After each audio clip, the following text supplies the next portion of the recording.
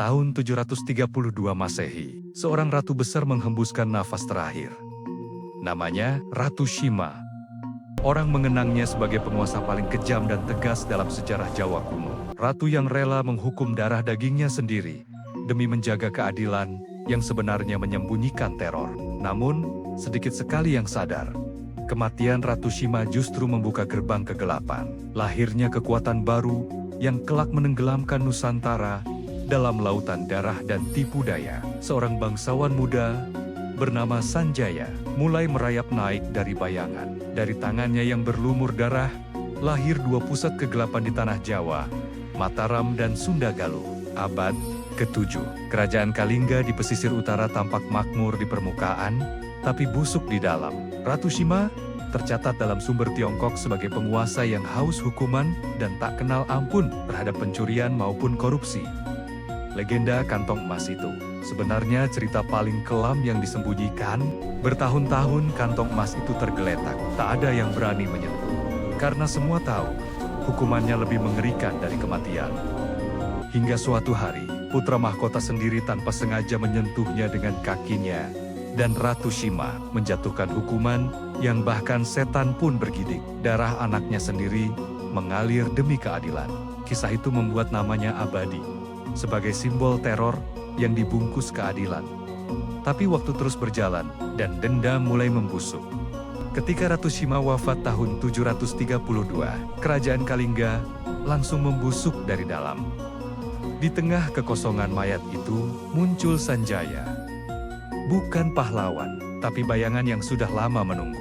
Ia mengklaim darah Kalingga, tapi banyak yang berbisik, darah itu sudah tercemar ambisi gelap. Prasasti Canggal 2732 mencatat Sanjaya mendirikan lingga di Gunung Wukir dengan ritual yang tak pernah dicatat sejarah resmi. Disebut gagah, bijaksana, dan ahli perang. Padahal ia adalah dalang pembunuhan dan pengkhianatan tersembunyi. Inilah saat lahirnya Kerajaan Mataram kuno di atas fondasi darah dan tulang. Tapi Sanjaya tak puas hanya di Jawa Tengah. Matanya sudah tertuju ke barat, ke tanah Sunda yang rapuh. Menurut cerita Parahyangan, wilayah Sunda dan Galuh saat itu sudah lama digerogoti konflik darah dan pengkhianatan keluarga. Sanjaya menunjuk Tamperan Barmawijaya sebagai penguasa boneka di Sunda Galuh. Tamperan, kunci yang sengaja dimasukkan ke sarang ular. Penunjukan itu justru membuka pintu neraka.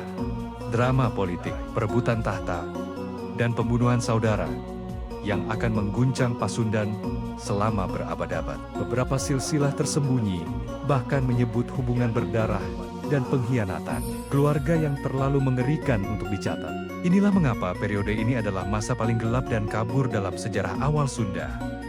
Sanjaya juga menempatkan Demunawan di Saunggalah, wilayah penghubung yang jarang disebut. Saunggalah bukan sekadar wilayah biasa. Ia adalah simpul kegelapan yang menghubungkan segala intrik. Penunjukan itu membuktikan satu hal. Sanjaya sedang merajut jaring laba-laba politik yang sangat luas.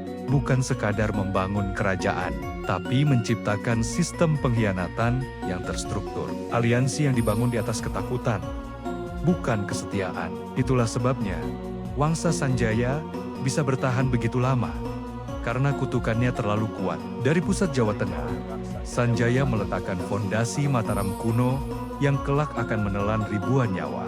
Kerajaan yang melahirkan candi-candi megah di atas tanah yang basah darah dan rahasia terlarang.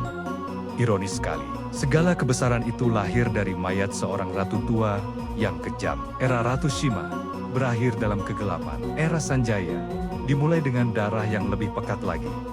Jawa, Sunda, dan Galuh, ketiganya terikat oleh benang merah yang sama. Semua benang sejarah itu selalu kembali ke satu titik gelap. Tahun 732 Masehi. Kematian Ratu Shima bukan akhir, tapi kelahiran kegelapan baru yang mengubah Nusantara selamanya. Pertanyaannya sekarang, apakah Sanjaya hanya penerus Kalingga, atau ia adalah arsitek kegelapan terbesar dan paling kejam yang pernah dimiliki Jawa kuno?